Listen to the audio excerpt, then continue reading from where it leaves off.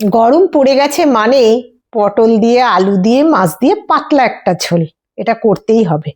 নমস্কার বন্ধুরা, welcome to my জিমাস kitchen. এখানে নিয়েছি পটল, আলু আর টমেটো কুচিয়ে নিয়েছি, আর মাছ তো তার সঙ্গে আছেই। নুন হলুদ মাখিয়ে মাছটা রেখে দিয়েছি। কড়াই তেল গরম করতে দিয়ে দিলাম। ভালো করে তেলটা গরম যখন হয়ে যাবে নাড়াচাড়া করে এর মধ্যে আমি একটা একটা করে মাছগুলো ছেড়ে দেবো। তেলটা কিন্তু খুব ভালো করে গরম করতে হবে, না হলে কড়াই আটকে যাবে। আমি কোনো নুন টুন দিই না, তা সত্ত্বেও কিন্তু আটকায় না। দেখুন এক চান্সে উঠে যাচ্ছে। এইবার এক পিঠ আমার ভাজা হয়ে গেছে, উল্টে আমি আর এক পিঠ ভালো করে এরকম লালচে লালচে করে ভাজবো। মাছ মোটামুটি ঝোল করতে গেলে লালচে করে আমি ভাজি, আধ কাঁচা মাছ করি না। অন্যরকম রেসিপিতে যদিও আধ কাঁচা দেওয়া যায়, ঝোলে কিন্তু এই লাল লাল করে না ভাজলে ভালো লাগে না খেতে। সমস্ত মাছ আমার ভাজা হয়ে গেছে একসঙ্গে। এইবার আমি এটাকে একটা প্লেটের মধ্যে উঠিয়ে নেব।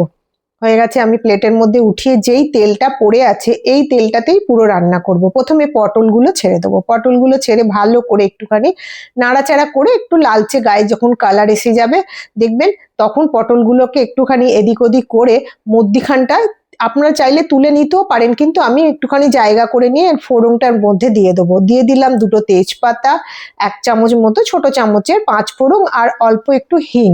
হিং দিলে যেহেতু গ্যাসের কোনো প্রবলেম হয় না, পেটের সমস্যাও হয় না, সব রান্নাতে আমি একটু করে হিং দেওয়ার চেষ্টা করি। নাড়াচাড়া করে এর মধ্যে এবার আলু দিয়ে দিলাম। আলুগুলো বেশিক্ষণ ভাজবো না, কারণ চন্দ্রমুখী আলু খুব তাড়াতাড়ি নরম হয়ে যায়। একটু নাড়াচাড়া করে এর মধ্যে এবার আমি দিয়ে দেবো টমেটো কুচি, যেটা আমি কুচিয়ে রেখে দিয়েছিলাম সেইটা। আর দিয়ে দেবো 1 টেবিল স্পুন মতো আদা বাটা। দিয়ে ভালো করে এইটা দিয়েও একটু নাড়াচাড়া করে নেব। আর সমস্ত গুঁড়ো মশলা দিয়ে দেবো।